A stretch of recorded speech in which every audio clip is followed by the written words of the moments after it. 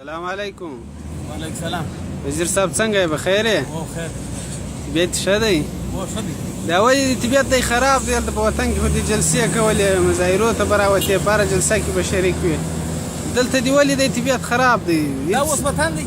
ولې؟ چې زه راغلی نه جلسه سوې ده، نه مظاهره سوې ده، نه مړی سوی دی، نه جنګ سوی دی، نه داسې اکسیډنټ سوی دی، نه بجلي تللې ده، نه سوی ګیس تللی دی. دا اوس دا څنګه وطن؟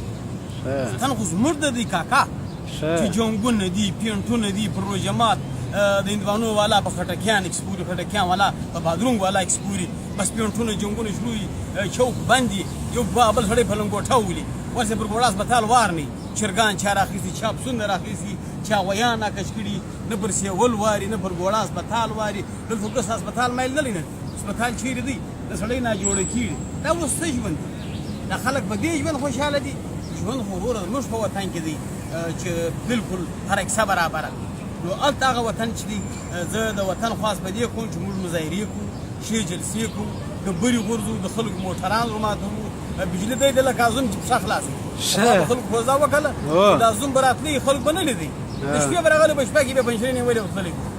نه ورور زموږ بجلي خدای دی لکه هغه نوی زوم چې راسي برته ځله میدان کې، ته وروره نه بجلي ځي، یو منټ بجلي نه لري. ما طبیعت په دې خراب دی چې اخر به دا موږ څنګه کوو؟ دا به څنګه داسې جوړ لکه زموږ وطن چې جوړ. نو زه په دې وجه طبیعت مې ډېر خراب دی. نو ته به دوه راته کوې. نو څنګه راغلی دا وطن ته؟ په کوم خدمت باندې راغلی؟ زما خپله دلته تقریبا یو 5-6 بلډینګ دي. یو د کوچنی بلډینګ مې نه و ډېر وخت کې جوړ کړی دی، هغه اوس خرڅوم بل جوړوم.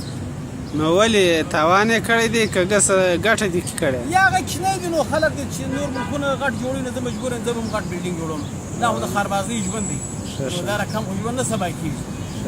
بل بلډینګ به جوړوم. عبدالي مې د غوا شورم جوړ کړی دی، او تقریبا یو څه زکات مې راوړی، هغه مې د مسکینانو ته ور تقسیم کړي. مسکینان به ډېر دي دلته؟ دلته بیخي ډېر مسکینانو، بس نور زکات هم راته غواړي چې راوړم، آینده لپاره بس زکات یا بل ځای نه وړم. نو بله واره چې راځې له وطنه د 2-3 میاشتو بې زه راواخه، نو دا خلک خو ډېر غریبان دي. و دلته یو تقریبا 10 کارټنره روپۍ راوړم، ته بس بیسي، بس بیا نو ګزاره په کېږي. ولې خو په هر بلډینګ کې وروره په زراو انسانان اوس مسکینان دي، در په دره کې دا ګوره نه بجلي ځي، نه جنګ سره کوي. انشاءالله زه به آینده لپاره دغه یې کوم. ستا کور ودان خدای دې آباد کړه. ډېره مننه، روزه په خیر.